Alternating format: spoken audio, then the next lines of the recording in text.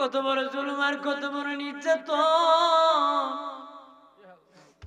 মা গো এত সুখে তাকিয়া নামাজ পড়ো না গো মা, ওই দিন বুঝবা যেদিন কেউ তোমার সাথে যাবে না। বাবারে সাহাবীরা কত মার খেয়েছে, জিহ্বার মধ্যে গরম পাথর লাগাইয়া দিছে, গরম বালির মধ্যে আংরার মধ্যে ফেলে দিছে নামাজ বাদ দেওয়ার জন্য, কালেমা বাদ দেওয়ার জন্য গো কত চাপ প্রয়োগ করা দিয়েছে। আমার দিনের নবী বলে, ওরে আমার আদরের উম্মত, আমি নবী নিজেও যখন নামাজে চলে যেতাম আমার প্রতি পাথর মেরে দিত। এমনকি আমি নবী একদিন সেজদায় দিলাম, সেজদায় যখন চলে গেলাম উটের নারী বুড়ি আমি রাসূলুল্লাহর মাথা মোবারকের মধ্যে ফেলে দিয়েছিল রে। নবী বলেন আমি সেজদা থেকে উঠতে পারতেছি না, উটের নারী বুড়ি এত জোরে, উটের নারী বুড়ি এত জন, আমি রাসূল মাথা উঠাইতে পারতেছি না। আমি সেজদা করতে নামাজ প্রতিষ্ঠিত করতে আমার আম্মা ফাতেমা আসিয়া উটের নারী বুড়ি টানিয়া আমি রাসূলুল্লাহকে সেজদা থেকে উঠাইছে। আমার দিনে নবী যেদিন বিদায় হয়ে যাবেন, অসুস্থ হয়ে বললেন, মসজিদ নববীতে নবী যেতে পারেন না। আম্মা জান আয়েশা সিদ্দিকা রাদিয়াল্লাহু তাআলা আনহাকে ডেকে বললেন, আয়েশা আমাকে একটু বিছানা থেকে উঠে বসাও রে আয়েশা। মা আয়েশা বলেন, নবী এত দুর্বল হলেন, মসজিদ নববী আমার হুজরার জানালা খুলে দিলাম, নবী জানালা মোবারক দিয়ে মসজিদ নববীর দিকে তাকালেন, নবীজি আমি আয়েশার মধ্যে হেলান দিলেন, নবী দুর্বল, নবী বসতে পারতেছেন না। আর আমার বাবা আবু বকর মসজিদ নববীতে ইমামতি করতেছেন।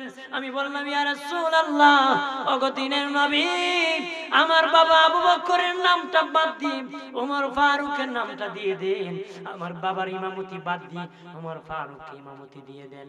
আমার আয়েশা সিদ্দিকার এই কথায় নবী বলেন, আয়েশা তোমার বাবাকে ইমাম বানাইছি, তুমি তো খুশি হওয়ার কথা, তুমি কেন বাদ দেওয়ার কথা বলতেছো?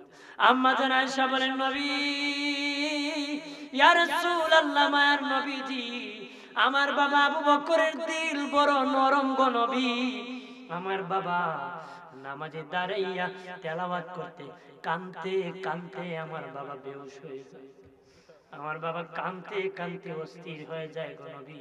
এই জন্য আমি বলেছি আমার বাবার নামটা বাদ দেওয়ার জন্য। নবী বলেন, আয়েশা রে, তোমার বাবার মূল্য কত জানোনি? তোমার বাবা আবু বকরের এক রাত্রের ভালোবাসা এক পাল্লায় যদি রাখা হয়, আমার সব উম্মতের নেকি আরেক পাল্লায় রাখা হলে আমার আবু বকরের নেকির পাল্লা ভারী হয়ে যাবে। আর দিনের নবী সাহাবীরা জামাতের সাথে নামাজ আদায় করতেছে, নবী চোখের পানি ছেড়ে কাঁদতেছেন। মা আয়েশা বলেন, নবীজি, ইয়া রাসূলুল্লাহ, নবী কেন গো চোখের পানি ছেড়ে কান্নাকাটি করতেছেন? মনে হয় মসজিদে নামাজ না পড়াইতে পারে চোখের পানি ছেড়ে ছেড়ে কাঁদতেছেন। নবী বলেন, না রে আয়েশা, না না, আমি ইমামতি করতে পারতেছি না, নামাজ পড়াইতে পারতেছি না, এই জন্য আমি নবী কাঁদতেছি না। আমি নবী কাঁদতেছি কি জন্য জানো নি? এই নামাজ প্রতিষ্ঠিত করার জন্য তায়েফের ময়দানে আমি মার খেয়েছি, কত কষ্ট করেছি, কত আঘাত খেয়েছি, আমার উম্মতেরা কত কষ্ট করেছে। আমি খুশি হইলাম আমি নবী বিদায় হয়ে গেল, আমার উম্মতেরা জামাতে জামাতে নামাজ আদায় করবে, আমি নবী খুশি হইয়া চোখের পানি ছেড়ে কাঁদছি। নবী খাচ্ছে, আমার উম্মত জামাতের সাথে আমি বিদায় হয়ে যেতে পারি, কিন্তু আমার জামাত প্রতিষ্ঠিত থাকবে, এজন্য আমি খুশি হইয়া চোখের পানি ছেড়ে কাঁদছি। আল্লাহু আকবার বলেন না? আমার বানের বাবাজি, এই জন্য কাল করেন ভালো করিয়া। নবী বলেন, কিয়ামতের আগে মানুষ নামাজকে দাফন করে দিবে, নামাজকে বাদ দিয়ে দিবে, নামাজকে মানুষ একদম বাদ দিয়ে দিবে, নামাজ পড়বে না রে। ডিয়ার সুন্নাহ সুন্নিয়তের সত্যবাণী মেহেদী হাসান। আমার প্রাণের বাবাজি খেয়াল করেন ভালো করিয়া, আমি মুমিন, আমরা ইমানদার, আমরা মুমিন ইমানদার, আমরা হইছি মুসলিম। আমাদের উপর প্রথম একটা দায়িত্ব আল্লাহ দিয়েছে, সেটা হলো সালাত, নামাজ। না কি নামাজ আমাকে বলেছে বলার জন্য, খারাপ লাগবে নাকি? তিতা কথা, গ্রাম দেশে গরম পাতি বিলাই বেজার, হক কথা আহাম্মক বেজার, আপনারা বেজার হবে? আল্লাহ বলেন আল্লাযীনা ইউমিনুনা বিল গায়ব, যারা ঈমান এনেছে, যারা গায়েবের প্রতি বিশ্বাস করেছে, তাদের প্রথম কাজ আল্লাহ কয় ওয়াকিমুনাস সালাহ, তাদের প্রথম কোয়ালিটি, প্রথম কোয়ান্টিটি হলো তারা সালাত, নামাজ আদায় করবে। সুবহানাল্লাহ। তারা প্রথমত নামাজ আদায় করবে, নামাজ, নবী নামাজ, নামাজ, নামাজ, নামাজের দাওয়াত দিয়েছেন, ঈমানের দাওয়াত দিয়েছেন, সাথে সাথে সাহাবীরা নামাজ শুরু করে দিয়েছে। অথচ আমরা নতুন মুসলমান না, আমাদের বাবা মুসলমান ছিল, দাদা মুসলমান ছিল, এখনো নামাজ শুরু করতে পারি নাই। তারা নতুন ছিল, কিন্তু নামাজ এই করতে মিস ছিল না, শীষ দিত। নামাজ এই করতে কি ছিল না? আমরা মুসলমানের ঘরে মুসলমান, নামাজ পড়তে রাজি। কথা বুঝেন তো আমার বাবাজি? যারা নামাজ আদায় করবে তারা চারজন সাহাবীর সাথে জান্নাতে যাবে। আলহামদুলিল্লাহ বলেন না। যারা নামাজ পড়বে না গো, নামাজ যারা পড়বে না, ইমানদার হওয়ার পরে যারা নামাজ পড়বে না, তারা চারজন কাফেরের সাথে জাহান্নামে যাবে। জোরে কর নাউজুবিল্লাহ। বাবাজি যারা নামাজ পড়বে, এই দুনিয়া যারা বাদশা আছে, মুসলমান বাদশা, যারা মুসলিম বাদশা আছে, যারা মুসলিম বাদশা হওয়ার পরে নিজে নামাজ পড়ে, রাষ্ট্রকে নামাজি বানায়, রাষ্ট্রকে নামাজি বানায়, ওই বাদশা নবীর ইন্তিকাল শরীফের পরে প্রথম বাদশা আবু বকর সিদ্দিক। এই দুনিয়ার কোন বাদশা ইমানদার হওয়ার পরে নিজে নামাজ পড়ে রাষ্ট্রকে নামাজি বানায়, আবু বকর সিদ্দিকের মতন বাদশার সাথে তারা জান্নাতে যাবে। আবু বকর সিদ্দিকের মতন বাদশার সাথে তারা জান্নাতে যাবে। বললাম একটু ঠিক করো মাইকটা বাজি, একটু মাইকটা জায়গা টানো, সাউন্ডটা ক্লিয়ার করো না তো, এখন একটু ক্লিয়ার করো মাইক, মাইক দেন। মাহফিলের ভিতরে হরেন গুলো একটা বক্স গুলো একটু কি করো, আওয়াজটা যেন হরেনটা বাজে, প্যান্ডেলের ভিতরে হরেন না, একটু এগুলো আমার বেনের বাবাজি খেয়াল করেন ভালো করে। হযরত আবু বকর যখন বাদশা ওমর ফারুক ছিল মন্ত্রী, হযরত ওমর ফারুক মন্ত্রী, এই দুনিয়ার ইমানদার মন্ত্রীরা যদি নিজে নামাজ পড়ে, এমপি ডিসিরা যদি নিজে নামাজ পড়ে, তার সমাজকে নামাজি বানায়, ওমর ফারুকের মতন মন্ত্রী সাহাবীর সাথে তারা জান্নাতে যাবে। ওসমান গনি হলো ধনী, ওসমান গনি হলো ধনী সাহাবী। এই দুনিয়ার ধনীরা রে, ভালো করে শুনে নাও, যদি নিজে নামাজ পড়তে পারো, তোমার সমাজকে নামাজি বানাইতে পারো, নিজে নামাজ পড়তে পারো আর তোমার সমাজকে নামাজি বানাইতে পারো, উসমান গনির মতন ধনী সাহাবীর সাথে তুমি জান্নাতে যাইবারে। আর নবীর সাহাবীদের মধ্যে আলী হলেন গরিব, আলী হলেন গরিব। এই দুনিয়ার যারা গরিব আছেন, দিন আনো দিন খাও, পরিশ্রম করে চলো। তোমরা যদি নিজে নামাজ পড়তে পারো, সমাজকে নামাজি বানাতে পারো, পরিবারকে নামাজি বানাতে পারো, হযরত আলীর মতন গরীব সাহাবীর সাথে জান্নাতে থাকবারে। হযরত আলীর মতন গরীব সাহাবীর সাথে তোমরা জান্নাতে থাকবা। জোরে বলেন সুবহানাল্লাহ। আর জোরে বলে। আর ইমানদার বাদশাহ হওয়ার পরে যদি নামাজ পড়ে না আর রাষ্ট্রতে নামাজ কায়েম করে না, বাবাজি নমরুদ হলো কাফের বাদশা, ফেরাউন হলো কাফের বাদশা, ফেরাউন হলো কাফের বাদশা। বাবাজি যারা মুসলমান বাদশা হওয়ার পরে নিজে নামাজ পড়ে না, নামাজ কায়েম করে না, ফেরাউনের মতন কাফের বাদশার সাথে তারা জাহান্নামে যাবে। একটু চিল্লায় বলেন নাউজুবিল্লাহ। বাবাজি হামান হলো মন্ত্রী, হামান হলো মন্ত্রী। এই দুনিয়ার এমপি মন্ত্রী ডিসিরা যদি নিজে নামাজ পড়ে না, সমাজকে নামাজি বানায় না, নিজে নামাজ পড়ে না, সমাজকে নামাজি বানায় না, বাবাজি ওই কাফির ফেরাউনের সাথে হামান মন্ত্রী ছিল, ওই হামানের মতন মন্ত্রী কাফিরের সাথে জাহান্নামে যাবে। একটু চিল্লায় বলেন নাউজুবিল্লাহ। বাজি কাফেরদের মধ্যে কারণ হলো ধনী, কারণ হলো ধনী। দুনিয়ার ধনীরা যদি নামাজ পড়ো না, সমাজে নামাজ প্রতিষ্ঠিত করো না, তোমরা কারণের মতন ধনী কাফিরের সাথে জাহান্নামে যাবে।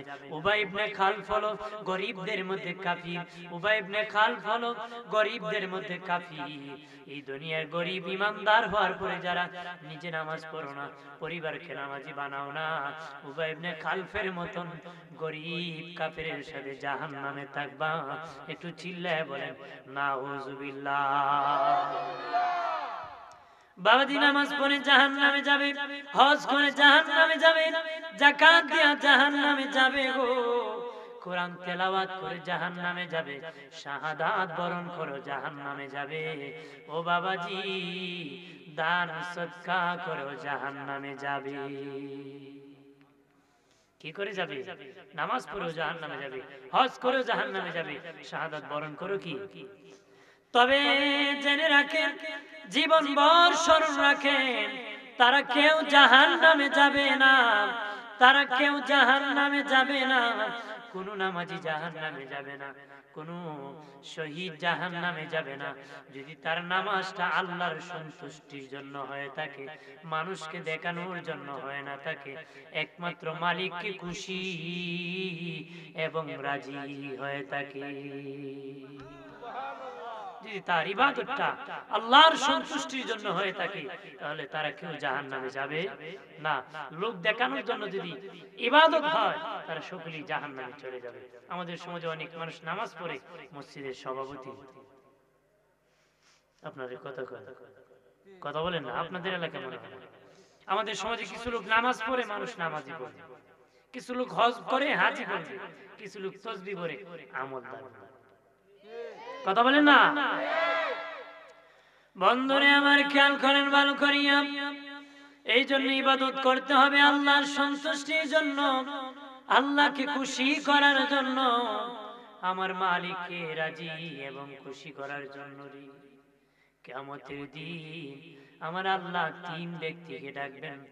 একজন হলেন কারি সাহেব, আরেকজন হলেন শহীদ, আরেকজন হলেন দানশীল। কয়জনকে ডাকবে? তিনজনকে ডাকবে। আমার আল্লাহ একজন কারি সাহেবকে ডেকে বলবেন, এ কারি সাহেব বলো রে, কি জন্য তুমি তেলাওয়াত করেছো? কারি সাহেব বলবে, আল্লাহ তোমার সন্তুষ্টির জন্য তেলাওয়াত করেছি।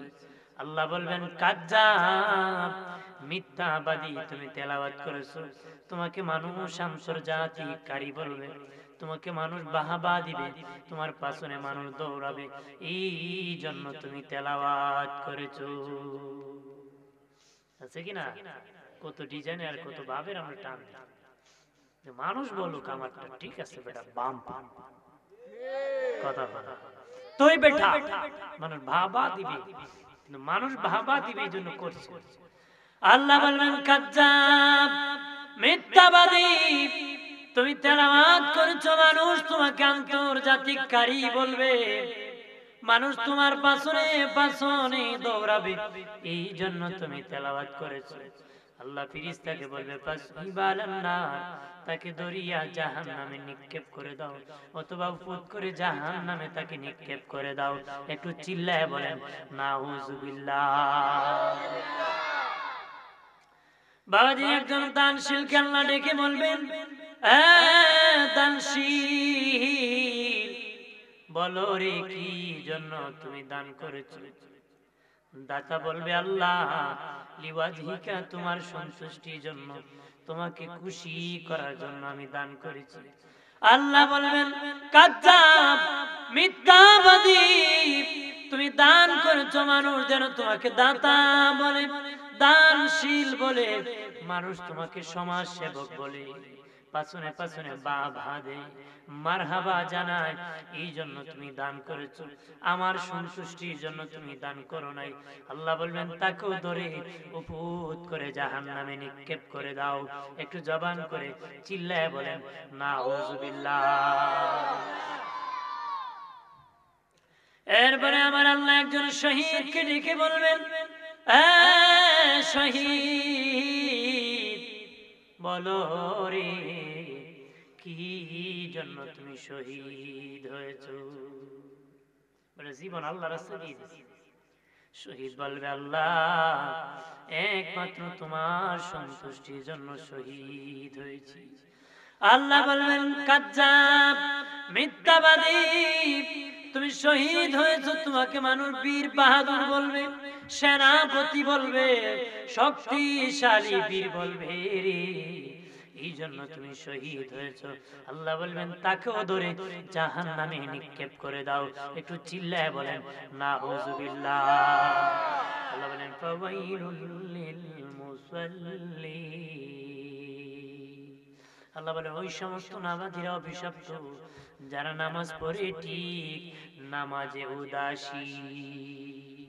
নামাজে কি? নামাজে তারা উদাসীন, একবার পরে আরেকবার পড়ে না, যদিও পড়ে নামাজের মধ্যে মন থাকে না। কথা বলেন না, এক ওয়াক্ত পড়ে আরেক ওয়াক্ত পড়ে না। যদি জোহর পড়ে বিয়ের বাড়ি দাওয়াত খাইতে পড়ে, কথা বলেন না, যদি না যায় শরম, বিয়াই কয় আমার বিয়াই বুড়া হইছে এখনো ভালো হইছে না। কথা বলেন ঠিক কিনা? তাহলে তাল মিলাইলে হবে না।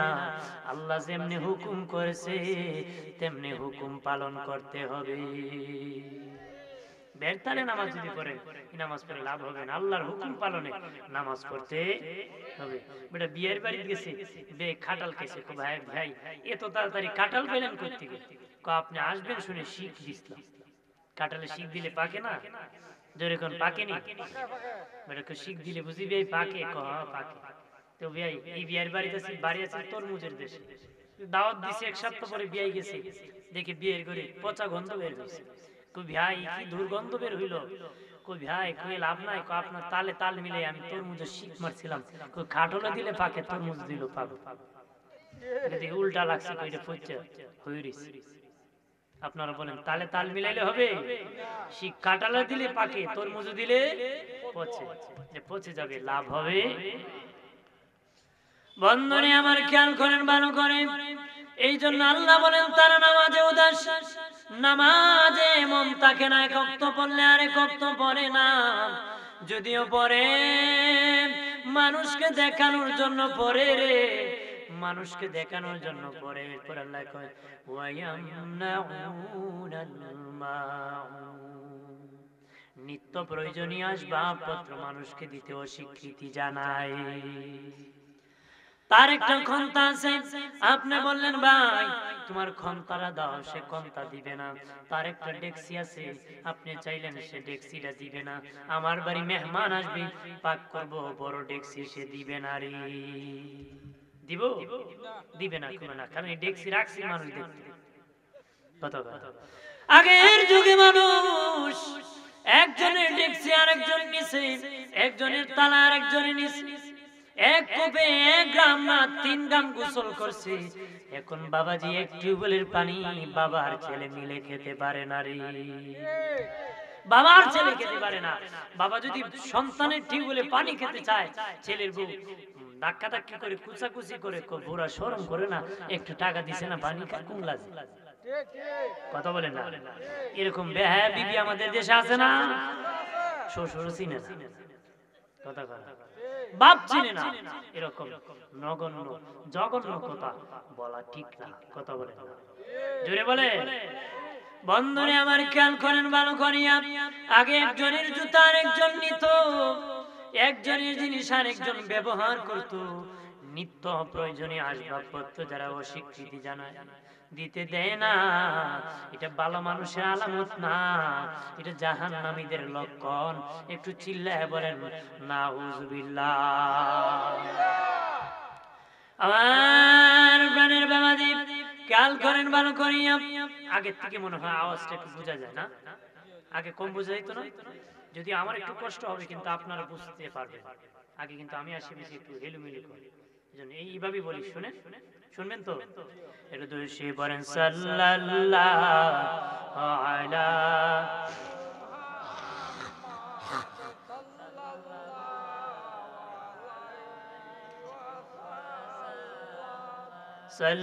সাল্লাল্লাহু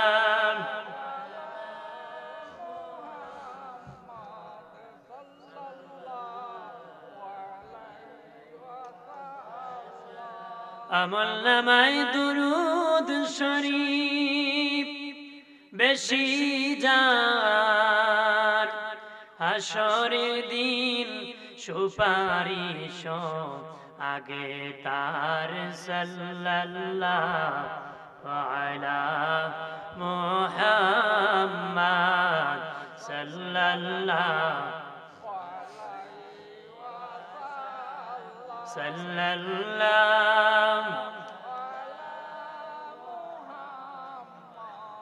সাল্লাল্লাহু। আমার প্রাণের দুস্থ বুজুর্গরা খেয়াল করেন, এই জন্য নামাজি হলো 5 প্রকার। জুড়ে বলেন কয় প্রকার? আপনি আমি কোন নম্বর নামাজি, কত নম্বর নামাজি আমি বললে বুঝতে পারবেন। 1 নম্বর নামাজি মাঝে মধ্যে পড়ে, মাঝে মধ্যে পড়ে না। 2 নম্বর নামাজি নিয়মিত পড়ে, ঠিক মন নামাজে থাকে না। 3 নম্বর নামাজি মন নামাজে থাকে, আবার চলে যায়, আবার আসে, আবার চলে যায়, আবার আসে, আবার চলে যায়। 4 নম্বর নামাজি মন এক ধ্যানে এক খেয়ালে মালিকের ইবাদত করে, আর মন যায় না। 5 নম্বর নামাজি আমার আল্লাহকে দেখে দেখে সিজদা করে। বাবাজি 1 নম্বর নামাজি মাঝে মধ্যে পড়ে, মাঝে মধ্যে পড়ে না। যেই ব্যক্তি যে ওয়াক্ত পড়েছে এই ওয়াক্তের জন্য ক্ষমা পেয়েছে, যে ওয়াক্ত পড়ে নাই ওই ওয়াক্তের জন্য জাহান্নামে যেতে হবে, জাহান্নামে যেতে হবে। এই প্রকার নামাজি ছেড়ে দিতে হবে, কারণ এই প্রকারে থাকলে জাহান্নামে যেতে হবে।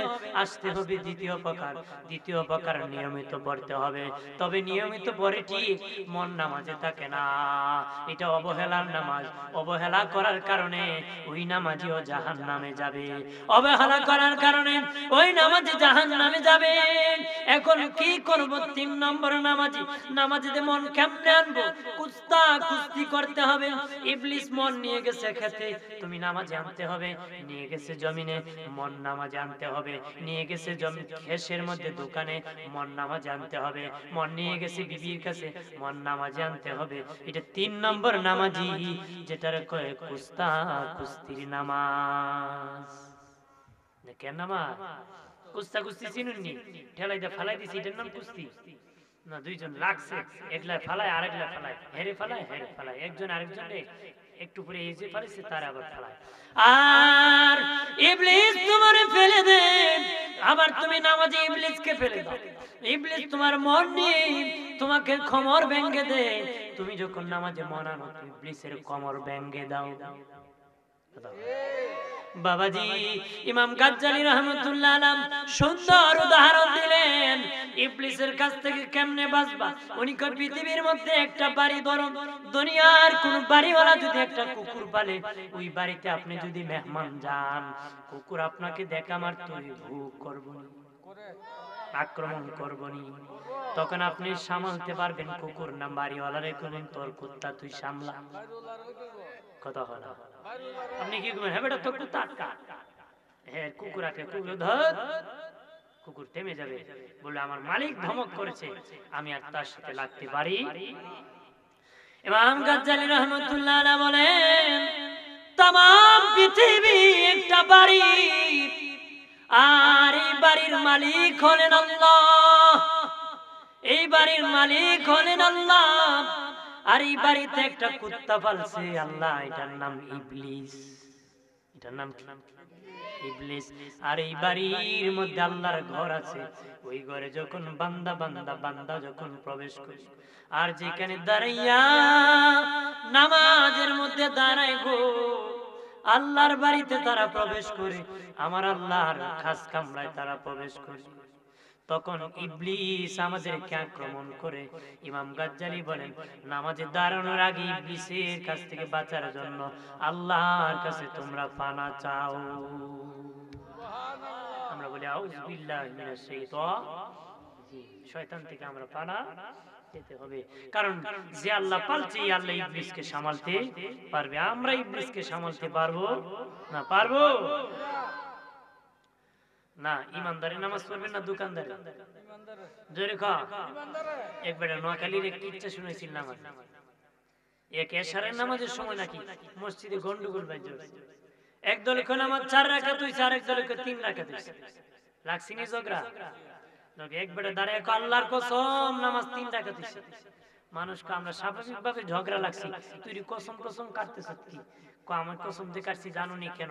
আমার বাজারে 4টা দোকান আছে, আমি প্রতিদিন এশারের আগে দোকান বন্ধ করে দিই, নামাজে দাঁড়াই, এক এক রাকাতে এক এক দোকানের হিসাব করি, আজকে 3 দোকানের হিসাব শেষ, ইমাম সাহেব সালাম ফিরে দিছে, নিশ্চিত আমার আরেক দোকান বাকি, আর 1 রাকাত বাকি।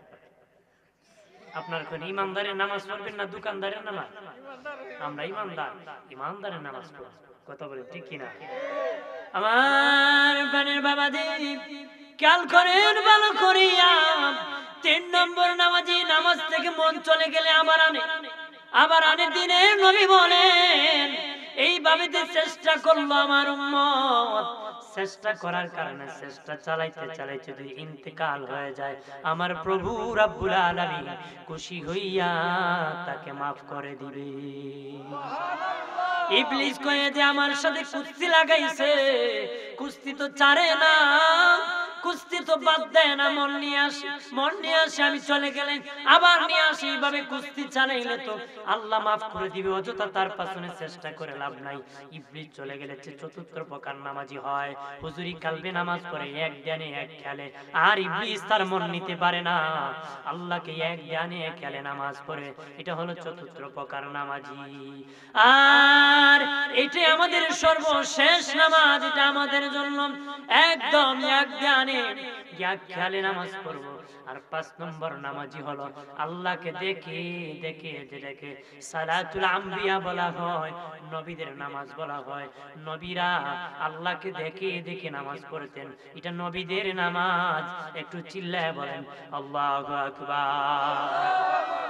আসসালাতুল মি'রাজুল মুমিনিন, ইমানদারের জন্য নামাজ হলো মেরাজ। আল্লাহু আকবার বলেন না। নবী যেদিন মেরাজে গিয়েছিলেন, আল্লাহর কাছে বলেন আল্লাহ আমাকে তো তুমি আরশে আজিমে আনিয়া দেখা করেছো, আমার উম্মতকে আরশে আজিমে আসিয়া দেখা করতে পারবো নি গো। সুবহানাল্লাহ বলেন না। নবী কত উম্মতের জন্য পাগল জানুনি। ও কোম্পানিগঞ্জের সিলেট লম্বাকান্দির বাবাজি, কত পাগল নবী উম্মতের জন্য, যেখানে যাইয়া ভুলে যাওয়ার কথা, সকলের কথা সব ভুলে যাওয়ার কথা গো, নবী বলে নাই, ডেকে বলে আল্লাহ, চিৎকার দিয়া বলেন আল্লাহ, আর আওয়াজ করে বলেন আল্লাহ, আর জবান খুলে বলেন ইয়া রাসূলুল্লাহ। আল্লাহর নবী ডেকে বলে মালিক, ও মালিক, আমাকে তুমি আনিয়া দেখা করেছো, ওই আরশে আজিমে আমার উম্মত আসিয়া তোমার সাথে দেখা করতে পারবে না। আল্লাহ কয় হাবিব না না, তুমি আমাকে আনিয়ে তোমাকে দাওয়াত করে আনে আরশে দেখা করেছি, দিদার দিয়েছি, তোমার উম্মতকে আমি নামাজের মধ্যে দুনিয়ায় দেখা দিব। তোমার উম্মতকে আমি নামাজের মধ্যে সাক্ষাৎ দিব, দেখা দিব। তবে বাবা দি কোন গুনাহগারের সাথে আল্লাহর দিদার হয় না, কোন গুনাহগারের সাথে আল্লাহর দিদার হয় না। আমলনামায় যদি গুনাহ থাকে আল্লাহ বলেন তোর সাথে আমার দিদার হবে না। আমার আমলনামায় গুনাহ আছে, ওনার আমলনামায় গুনাহ আছে, সকলের আমলনামায় গুনাহ আছে, কিন্তু নবী বলেছেন নামাজ হলো মেরাজ, নামাজ হলো মেরাজ। আল্লাহ নাকি সাক্ষাৎ করে, কিন্তু আমার আপনার গুনাহ থাকলে তো সাক্ষাৎ হবে না।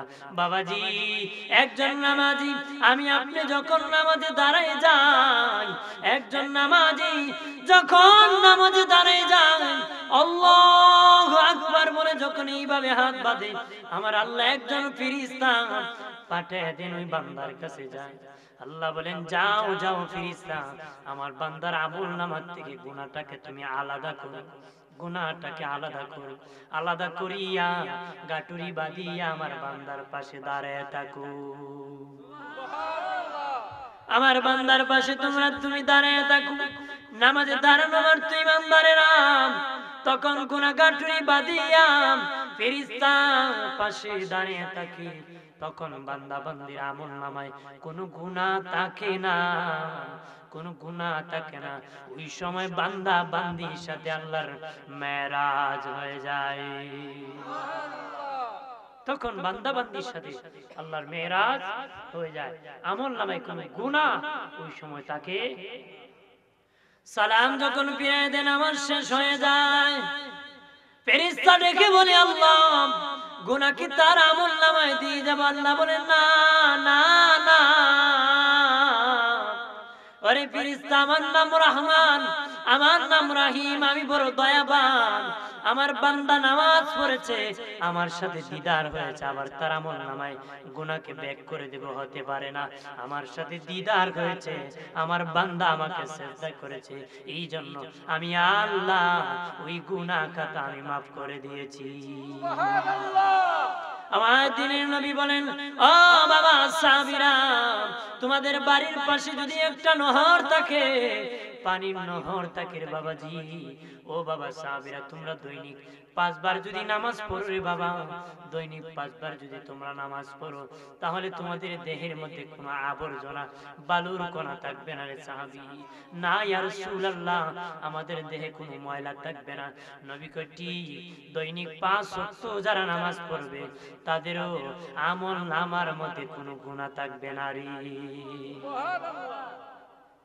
একটা যুবক ছেলে আসিয়া আমার দিনের নবীর কাছে আসিয়া বলে ইয়া রাসূলুল্লাহ, ও দিনের নবী, আমি মারাত্মক গুনাহ করেছি, অপরাধ করেছি, আমার কি ক্ষমার ব্যবস্থা হবে নি গো নবীজি? আমার মাফের ব্যবস্থা হবে নি? ইয়া রাসূলুল্লাহ, আমি মারাত্মক গুনাহ করেছি, আমার কি ক্ষমা হবে নি? নবী বলেন ওই সময় নামাজের সময় হয়ে গেল, নবী মুয়াজ্জিনকে বলেন আজান দাও। মসজিদে নববীতে আজান হয়ে গেল, নবী নিজে জামাতে নামাজ আদায় করলেন, নামাজ ইমামতি করলেন। গুনাহগার যুবক ছেলেটা নবীর পেছনে নামাজ আদায় করলো। আমার প্রাণের দুস্থ বুজুর্গরা খেয়াল করেন ভালো করে, নামাজ যখন শেষ হয়ে যায়, নামাজ শেষে আবার যুবক ছেলে ডেকে বলে ইয়া রাসূলুল্লাহ, ও মায়ার নবী, আমার কি ক্ষমার ব্যবস্থা হবে নি গো? আমার কি মাফের ব্যবস্থা হবে নি? নবী বলে যুবক রে, ও যুবক, তুমি কি আমার পেছনে নামাজ পড়ো নাই? ইয়া রাসূলুল্লাহ, আপনার পেছনে নামাজ আদায় করেছি। নবী কয় যুবক, এটা এমন নামাজ, ওই নামাজ পড়লে আমলনামার মধ্যে কোনো গুনাহ থাকে না রে। আরো চিৎকার দিয়া বলেন সুবহানাল্লাহ।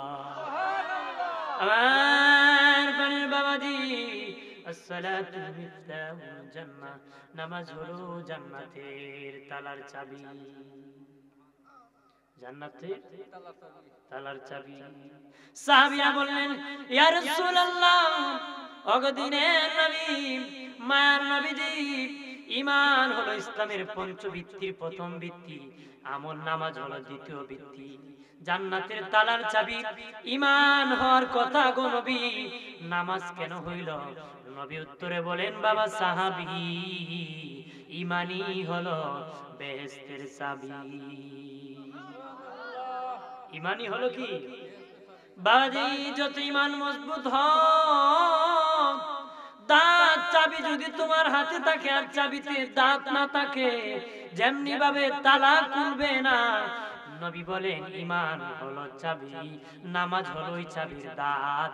যে ব্যক্তি ঈমানের সাথে নামাজ আদায় করবে, তার জান্নাতের তালা অটোমেটিক খুলে যাবে। তার জান্নাতের তালা অটোমেটিক খুলে যাবে, আর দেরি হবে না। জান্নাতের তালা খুলে সে জান্নাতের মেহমান হয়ে যাবে। আর জোরে বলে, জোরে বলে। আমার প্রাণের বাবাজি, নামাজ পড়লে জানেন কি হয়? মানুষ কপালকে ভাগ্যের প্রতীক মনে করে, নাককে মানুষ মর্যাদার প্রতীক মনে করে। কপালকে মানুষ ভাগ্যের প্রতীক মনে করে, নাককে মানুষ মর্যাদার প্রতীক মনে করে। যদি কোনো কিছু হয় না, মানুষ কয় কপাল মন্দ। কোনো কিছু যদি মান সম্মান যায়, মানুষ কয় নাকটা কাটা গেল। বাবাজি শুনে যান, যদি ভাগ্য পরিবর্তন করতে চান, যদি বাবাজি সম্মান বাড়াইতে চান, নাক আর কপাল দিয়ে আমার আল্লাহকে দৈনিক 5 বার সিজদা করলে আমার আল্লাহ তোমার ভাগ্য পরিবর্তন করে দিবে, তোমার ইজ্জত সম্মান বাড়ায়া দিবে। দুনিয়ার কাজের দ্বারা কাজের দাম বাড়ে, ব্যক্তির দাম বাড়ে না। দুনিয়ার কাজের দ্বারা কাজের দাম বাড়ে, ব্যক্তির দাম বাড়ে না। জায়গা গর্ত ছিল, 1 রেটি বিক্রি হবে, মাটি ফেলে উঁচা করেছেন, উঁচু করেছেন, এখন আরেক রেটি বিক্রি হবে। জায়গার মূল্য বেড়ে গিয়েছে, কাজ করার জন্য কাজের দাম বাড়ছে, যিনি ফেলে দিয়েছে ওনার দাম বাড়ে নাই। বাড়ছে নাকি? বাবাজি, জায়গার দাম বাড়ছে, কাজের দাম বাড়ছে, ব্যক্তির দাম বাড়ে নাই। মুসি সাহেব জুতা বানায়, যত বেশি শ্রম দিবে গো, জুতার দাম বাড়বে, তার কাজের দাম বাড়বে, মুসি সাহেবের দাম বাড়বে না। বাবাজি, তাকে আর মানুষ সাপ বানাবে না, মুসি মুসি থাকবে। কথা বলেন ঠিক কিনা? কাজের দাম বাড়ে, ব্যক্তির দাম বাড়ে না। কাজের দাম বাড়ে, ব্যক্তির দাম বাড়ে না। মিস্ত্রি সাহেব ঘর বানাবে, মিস্ত্রি ঘর বানাবে, যত শ্রম দিবে তত বিল্ডিং এর দাম বাড়বে, কাজের দাম বাড়বে। মিস্ত্রিকে পরিকল্পনা মন্ত্রী বানাবে না, মিস্ত্রি থাকবে। তবে জীবনভর স্মরণ রাখেন, একটা কাজ আছে যে কাজের দ্বারা ব্যক্তির দাম বাড়ে। দুনিয়ার যত কাজ আছে কাজের দাম বাড়ে, একটা কাজ আছে ব্যক্তির দাম বাড়ে, এটা আল্লাহর ইবাদত, গোলামি। যে যত বেশি করে তার দাম দুনিয়ায় আখিরাতে বেড়ে যায়। বাড়ে কিনা? বাজি, আল্লাহর ইবাদত যারা করেছে তারা আল্লাহর ওলি হয়ে গেছে। কথা বলে না? তাদের পাশে মানুষ দৌড়ায়, তাদের পাশে নামাজ পড়ার জন্য দৌড়ায়, দোয়া নেওয়ার জন্য দৌড়ায়, দাওয়াত খাওয়ানোর জন্য দৌড়ায়। কথা বলেন না? ও বাবাজি, দুনিয়ার কাজের দ্বারা কাজের দাম বাড়ে, ব্যক্তির দাম বাড়ে না। আল্লাহর কালাম গ্রহণ করলে, নবীর পথ অনুসরণ করলে, যে অনুসরণ করে তার দাম দুনিয়া আখিরাতে বেড়ে যায়। আমরা এই কামনা আছে শুধু বাম্পারি খাই, গলা কাশি দে কইমা আমার শেষ, তোমার কি তা শেষ না? ঘুমাইবে গেলে কত বড় পণ্ডিত, চালাকের আড্ডি। কথা বলে না? মনোযোগ, হুজুরি কালবে নামাজ পড়তে হবে, নামাজে মন থাকতে হবে তো বাবা, নামাজের মধ্যে মন থাকতে হবে, নামাজে মন থাকতে হবে। মসজিদে যায় ইমামের বদনাম, রাস্তায় যায় ইমামের বদনাম। কথা বলে না? আপনাকে মুরব্বি মানে ঠিক, কিন্তু সম্মান করে না, লোক বেয়াদব। বাবা ডাকে ঠিক, আমার পিতা কিন্তু সম্মান করে না, সন্তান বেয়াদব। যে মুসল্লি ইমামের পাশে নামাজ পড়ে, ইমামকে সম্মান করে না, এই মুসল্লি বেয়াদব। কথা বলেন ঠিক কিনা? রাগ করিও না রে, রাগ করিও না। তোমাদের কারোর সাথে আমার ঝগড়া নাই, তোমাদের জমির পাশে আমার জমি নাই, জমি নিয়ে ঠালাঠালি ধাক্কা ধাক্কি এমন কিছু আমার তোমাদের সাথে আমার নাই। সত্য কথা বলে যায়, এইগুলা ত্যাগ করতে হবে, এই খারাপ কুস্বভাব ত্যাগ করতে হবে, বদনাম থেকে দূর থাকতে হবে, কুস্বভাব থেকে দূর থাকতে হবে। সুবহানাল্লাহ সুবহানাল্লাহ বললা, অমুকের বদনাম করলা, এইগুলা থেকে দূর থাকতে হবে। সুবহানাল্লাহ পড়তেছো, আল্লাহর নামে তাসবিহ পড়তে থাকবারে। এক বেচারা একদিন কয় আমরা মোল্লার পিছে নামাজ হয় না। আমি খেয়ে নেবে গা নামাজ হয় না, তোর তো নামাজ পড়তে দেখি না। মসজিদ তো না গেল, বুঝছি নামাজ হয় না, তুমি কেমনে? দেখছি মোল্লা বেটাতে বাজার হাটে আটার বাউ বাউ, এবারে আটার বাউ দেখে বুঝে লিছে মোল্লা বেটার পিছে নামাজ হয় না। কত বড় পণ্ডিত, এ বুঝে লিছে। কথা বলেন না, অথচ নিবে তো নামাজে যেতে রাজি। যারা নামাজ পড়ে না তার মরণের সময় কালেমা জারি হবে না। যারা নামাজ পড়ে না হাসরের দিন জানোয়ারের সুরতে উঠবে, মানুষের সুরত থাকবে না। তারা জানোয়ারের সুরতে হাসরের ময়দানে দাঁড়াবে। আল্লাহর পক্ষ থেকে আওয়াজ আসবে, হাসরবাসী দেখো রে, ওই সমস্ত ব্যক্তি যাদের প্রতি নামাজ পড়ছিল, নামাজ পড়ে নাই, যদি নামাজ পড়তো তওবা করতো, আমি আল্লাহ মাফ করে দিতাম। আমি আল্লাহ কি করে দিতাম? এই নামাজের জন্য নবী কত পরিশ্রম করেছেন। মাগো ও মা, মাগো ত্রাণকার মা বোনেরা, জেনে নাও তোমরা তো কেউ তোমাদের প্রতি আক্রমণ করে না নামাজ পড়লে, করে নাকি? তোমরা জেনে রাখো, নবীর যুগে যারা নারী কালেমা পড়ে মুসলিম হয়েছিল গো মা, তারা নামাজ পড়লে কাফেররা তাদের প্রতি আক্রমণ করত। নারীরা যখন সেজদায় যেত, মাগো নবীর যুগের নারীরা যখন নামাজে যেত গো মা, রুকুর মধ্যে যখন যেত, বেঈমানরা তাদের স্তন কেটে কেটে ফুটবল খেলাইতো। কেন তুমি নামাজ পড়লে? ভুলে গেলে এইভাবে কেটে দিত, তারপরও তারা নামাজ ছাড়ে নাই। কত বড় জুলুম আর কত বড় নির্যাতন। মাগো এত সুখে তাকিয়া নামাজ পড়ো না গো মা, ওই দিন বুঝবা যেদিন কেউ তোমার সাথে যাবে না। বাবারে সাহাবীরা কতবার খেয়েছে, জিহ্বার মধ্যে গরম পাথর লাগাইয়া দিছে, গরম বালির মধ্যে আংরার মধ্যে ফেলে দিছে নামাজ বাদ দেওয়ার জন্য, কালেমা বাদ দেওয়ার জন্য গো। কত চাপ প্রয়োগ করা দিয়েছে। আমার দিনের নবী বলে, ওরে আমার আদরের উম্মত, আমি নবী নিজে যখন নামাজে চলে যেতাম আমার প্রতি পাথর মেরে দিত।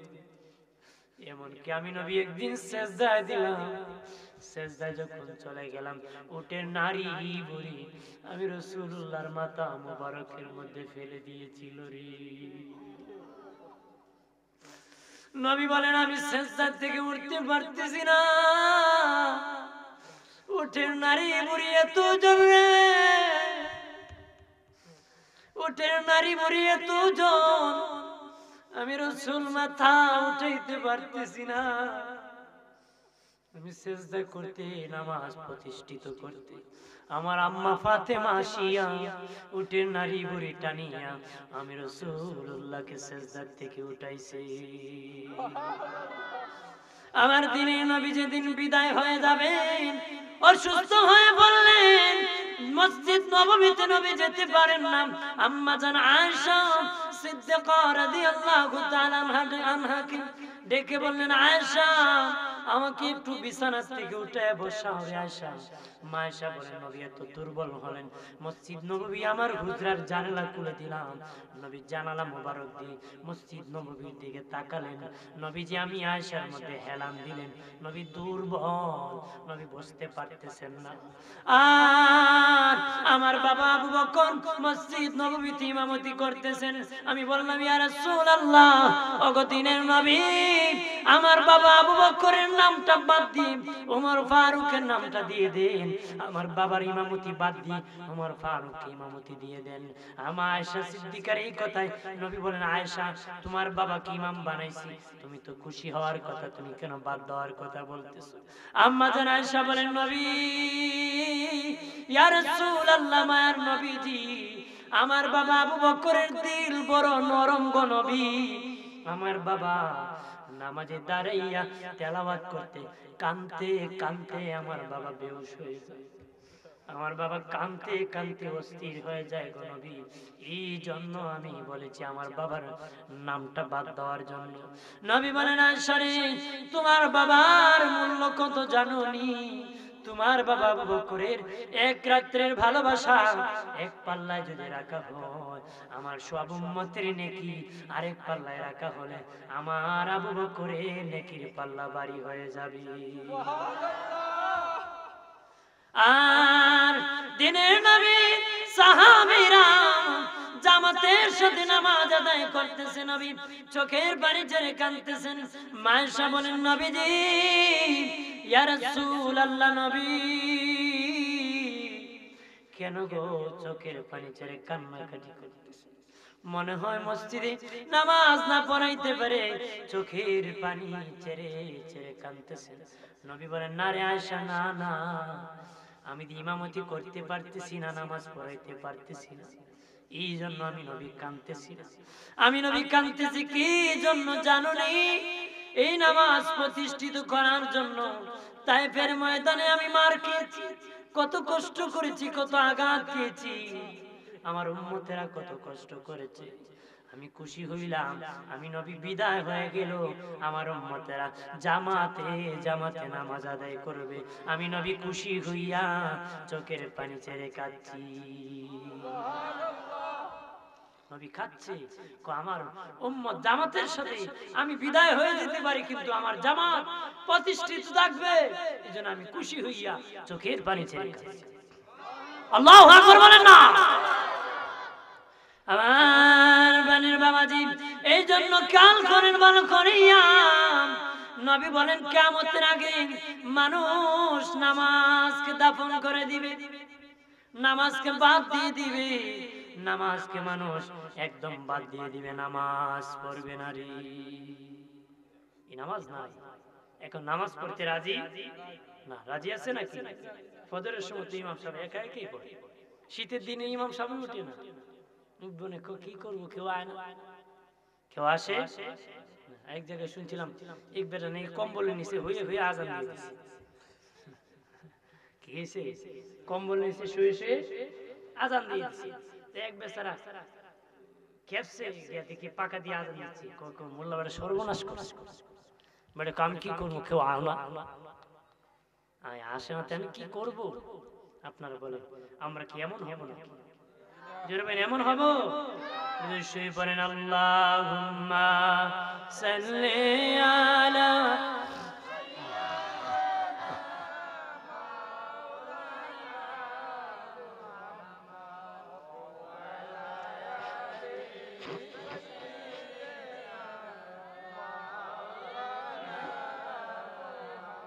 আমার বানের বাবাজি, 5 ওয়াক্ত নামাজ পড়লে 50 ওয়াক্ত নামাজের সওয়াব পাওয়া যায়। আর জোরে বলেন, 50 ওয়াক্ত নামাজ আমার আল্লাহ আমাদেরকে দিয়েছিলেন, নবী কমাতে কমাতে 5 ওয়াক্ত দিয়েছে। আল্লাহ বলেন, হাবিব আমি আল্লাহ বলেছি 50 ওয়াক্তের সওয়াব দিব গো, যেহেতু বলেছি তোমার উম্মত 5 ওয়াক্ত নামাজ পড়লে 50 ওয়াক্তের সওয়াব দিয়ে দিব। নবী বলে, বাবা সাহাবীরা রে, সাহাবীরা, তোমাদের সামনে 5টা মহা বিপদ রয়েছে রে, তোমাদের সামনে 5টা মহা বিপদ রয়েছে, কঠিন বিপদ। সাহাবীরা বলে, ইয়া রাসূলুল্লাহ, দিনের নবীজি মহা বিপদ 5টা বিপদ কোনটা গো নবী? দিনের নবী বলেন, বাবা সাহাবী, 1 নম্বর বিপদ মরণ যন্ত্রণা রে, মরণের কঠিন যন্ত্রণা, এটা তোমাদের সকলের সামনে যন্ত্রণা আছে। আমাদের সামনে আছে কিনা? তোমাদের সামনে কঠিন বিপদ রয়েছে। দুই নম্বর বিপদ মুনকার নাকির ভয়াবহ রূপ। কবরে যখন মাইয়িতকে রাখা হবে, দুইজন ফেরেশতা মুনকার আর নাকির আসবে, ভয়াবহ রূপ ধরে আসবে। নবী বলে তাদের ভয়ঙ্কর রূপ ধরবে, ওই সময় তাদের মোকাবেলা করতে হবে। তিন নম্বর বিপদ, কবরের দুই পাশের মাটি চাপ মারবে রে বাবা সাহাবী, এটা 3 নম্বর বিপদ তোমাদের। এটা কয় নম্বর বিপদ? 4 নম্বর বিপদ। নবী বলেন মিজানের পাল্লার কাছে, মিজানের পাল্লার কাছে কারো যদি নেকি একটু কম হয়, জাহান্নামে যেতে হবে, ভয়াবহ মোকাবেলা করতে হবে। নবী বলেন এটা হলো তোমাদের 4 নম্বর বিপদ। 5 নম্বর বিপদ হলো ফুলসিরাতের ঘাটে চুল হইতে চিকন, আবশ্যক হতে অন্ধকার, তলোয়া হইতে দাঁড়ানো, ফুলসিরাতের রাস্তা হবে অন্ধকার রাস্তা। নবী বলেন এই রাস্তা মোকাবেলা করা বাবা সাহাবীরা রে তোমাদের জন্য বড় কঠিন বিপদ সামনে রয়েছে। সাহাবীরা বিনয় বিনয় চোখের পানি ছাড়িয়া কান্দিয়া বলে ইয়া রাসূলুল্লাহ, দিনে নবী আমাদের এই বিপদ মহা বিপদ কেমনে আমরা পার করব, এই বিপদ থেকে কেমনে বাঁচবো, এই কঠিন বিপদ থেকে আমরা কেমনে বাঁচবো গো। নবী বলেন রে বাবা সাহাবীরা, তোমরা যদি 5টা কাজ করো রে, তোমরা যদি 5টা কাজ করতে পারো, নিয়মিত যদি 5টা কাজ করতে পারো, আমার আল্লাহ ওই 5টা বিপদ থেকে মুক্তি দিয়ে তোমাদেরকে জান্নাতের মেহমান বানাবে। কি বানাবে? 1 নম্বর হলো মরণ যন্ত্রণা। নবী বলেন এ সাহাবীরা, যেই ব্যক্তি 1 নম্বর কাজ ফজরের নামাজ আদায় করবে রে, ফজরের নামাজ আদায় করবে, তার মরণের সময় মৃত্যু যন্ত্রণা হবে না, মৃত্যু যন্ত্রণা হবে না। মায়ের কোলে বাচ্চা যেমন ঘুমায় যায়, ওই নামাজি এমনি আল্লাহর জমিনে ঘুমায় যাবে। যে ব্যক্তি 5টা বিপদের প্রথম বিপদ মরণ যন্ত্রণা, নবী বলেন 5টা কাজ মোকাবেলা করার প্রথম কাজ ফজরের নামাজ, এই প্রথম বিপদ মরণ যন্ত্রণা থেকে বাঁচবে। 2 নম্বরে বিপদ মুনকার নাকির ভয়াবহ রূপ, ভয়ঙ্কর রূপ ধরবে। বাবাজি ওই ভয়ঙ্কর রূপ দেখিয়া মানুষ ভয় পেয়ে নেবে, উত্তর দিতে পারবে না। নবী বলেন বাবা সাহাবীরা, ওই ভয়ঙ্কর রূপ থেকে যদি বাঁচতে চাও রে, তোমরা জোহরের নামাজ আদায় করবা, জোহরের নামাজ আদায় করবা। জোহরের নামাজ আদায় করলে মুনকার নাকির ভয়াবহ রূপ থেকে বাঁচতে পারবারে। 3 নম্বর বিপদ, কবর চাপ দিবে, মুমিন কেও চাপ দিবে, কাফের কেও চাপ দিবে, আল্লাহর ওলি কেও কবর চাপ দিবে। বেঈমানকে চাপ কেমনে দিবে জানেননি? ডান দিকের হাড় বাম দিকে যাবে, বাম দিকের হাড় ডান দিকে যাবে, চুরমার করে ফেলবে গো। একজন মুমিন গুনাহগার কবরে যখন যাবে, কবর চাপ দিবে, কি পরিমাণ চাপ দিবে জানেননি? যে পরিমাণ চাপ দিলে জীবনের গুনাহ মাফ হয়ে যাবে, ওই পরিমাণ চাপ দিয়া গুনাহ খাতা মাফ করিয়া হাসরের দিন জান্নাতি বানায়া উঠাবে। আর আল্লাহর ওলি যখন কবরে যাবে গো, 2 পাশের মাটি চাপ দিবে কেমন ভাবে জানেননি?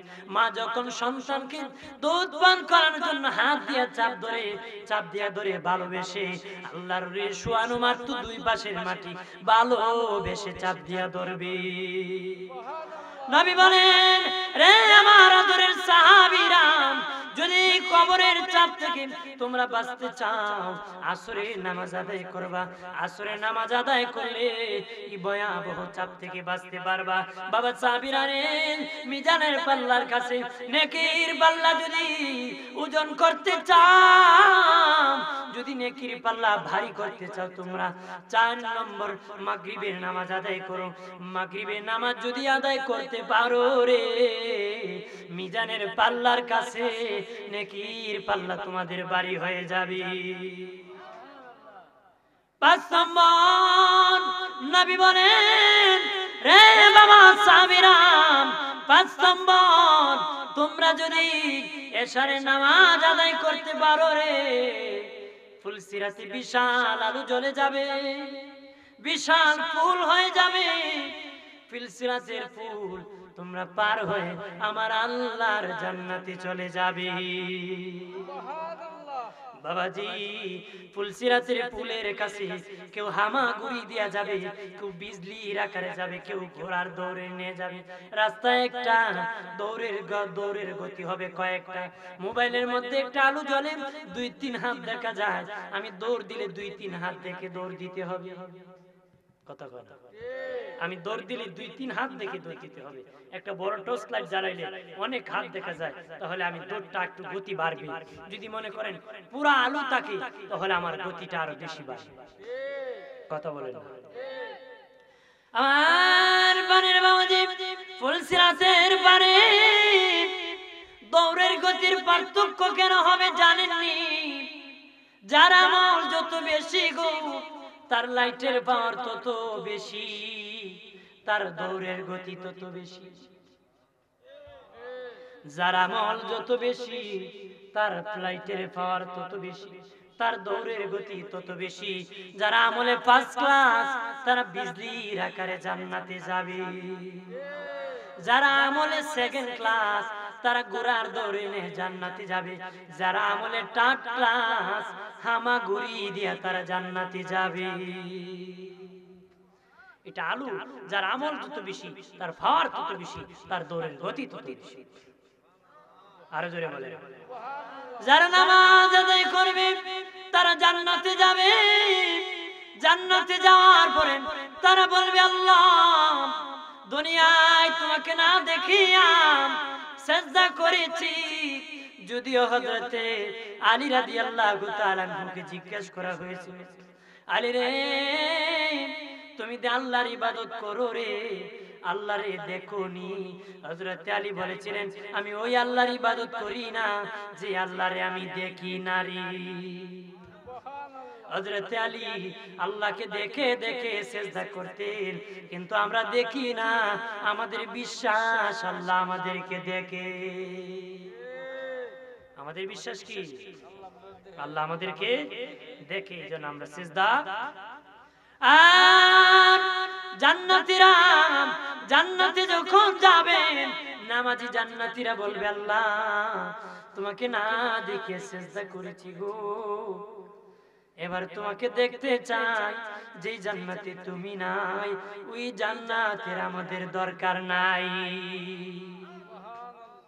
আমি কিন্তু আমার নামাজের উপরে আমি আছি, অন্য জায়গায় আমি যাব না। আমার অভ্যাস যে এটা করবো একটি। অনেক আছে এইদিকে যাবে ওইদিকে যাবে, কোনটা টেস্ট লাগবে বেটা লাগা, দাওয়াত মিলবে না, আমার এটা দরকার নাই। আমি যেটা বলতেছি একটি বলি, ভালো লাগুক লাগুক না লাগুক, কবুল করার মালিক কে? আল্লাহ যদি কবুল করে 14 গোষ্ঠী লাগিয়ে কেউ কিছু করতে পারে না, কারণ আমরা হলাম সব ফকিরের দল, আল্লাহ হলো ধনী। কথা বলেন না? আমরা গরিব, আল্লাহ আমাদের, আল্লাহ ছাড়া আমাদের কেহ। আর জান্নাতীরা বলবে, আল্লাহ, যে জান্নাতে তুমি নাই, ওই জান্নাতের দরকার নাই। আল্লাহ মাইকিং করে দিবে, জান্নাতীরা রে, যদি আমাকে দেখতে চাও, জান্নাতের প্রথম গেটের দরজায় চলে যাও। জান্নাতীরা সকলে যেতে যেতে যেতে প্রথম গেটের দরজায় যে দেখবে বিশাল বড় ময়দান, বিশাল বড় স্টেজ, সেখানের মধ্যে সাজানো আছে। সেখানে সভাপতি হলেন স্বয়ং আমার আল্লাহ। নামাজিকে কত সম্মান করবে আল্লাহ। আমার বানের বাবাজি, সেইখানে প্রধান অতিথি হবেন আমাদের দ্বীনের নবী, নূরের নবী, হায়াতুন নবী, জিন্দা নবী, রহমতের নবী হবেন।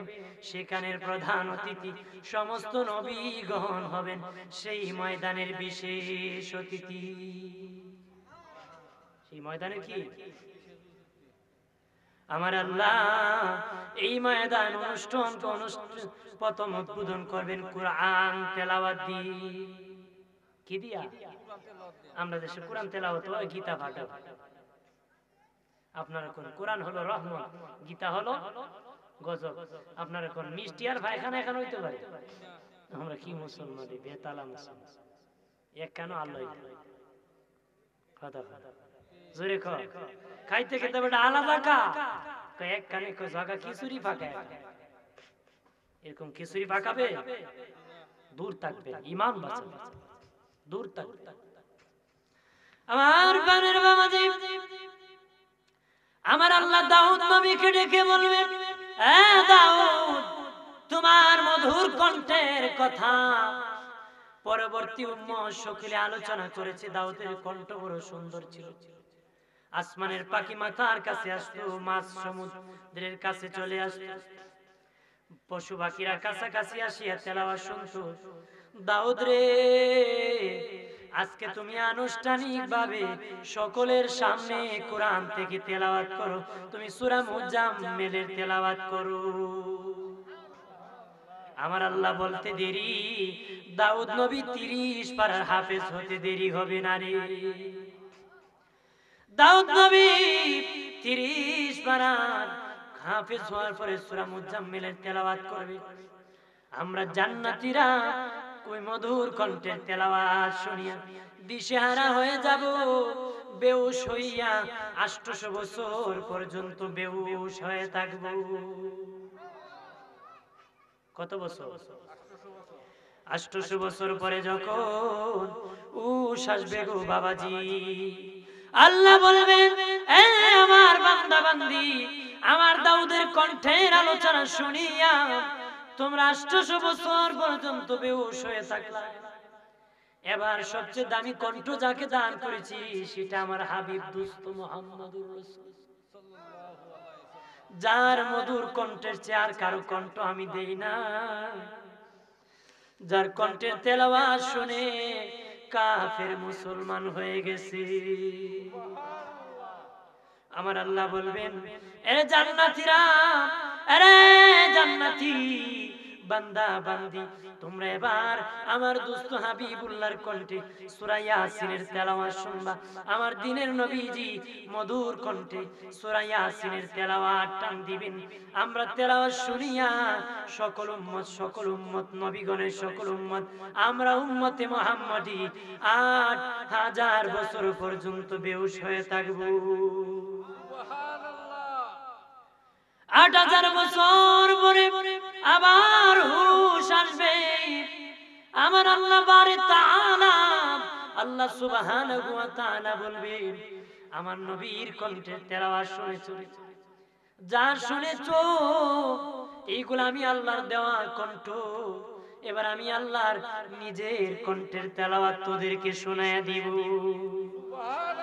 এবার আমি আল্লাহ তোদেরকে নিজের কণ্ঠের তেলাওয়াত শোনাই দিব, আমার নিজের কণ্ঠের তেলাওয়াত শোনাই দেব। এমনি আমার আল্লাহ সূরা রহমানের তেলাওয়াত শুরু করে দিবেন। আল্লাহু আকবার বলেন না? আমরা বলি আর রহমান, আল্লাহ বলবেন না আর রহমান, আল্লাহ বলবেন আর রহমান, আল্লাহ বলবেন আমি সেই রহমান। আরো জোরে আল্লাহ নিজে কইবে, আমার আদরের বান্দা বান্দি, এতদিন তোমরা আর রহমান বলেছো, রহমান তিনি তিনি, আজকে আমি কই আনার রহমান, আমি হলাম সেই রহমান। আল্লামাল কুরআন, আমি সেই রহমান, শিখাইছি তোদেরকে কুরআন। আল্লামাল কুরআন, খালাকাল ইনসান, আমি শাহ রহমান, তোমাদেরকে বানাইছি মানুষ, আমি সেই রহমান, তোমাদেরকে বাক শক্তির ক্ষমতা দিয়েছি।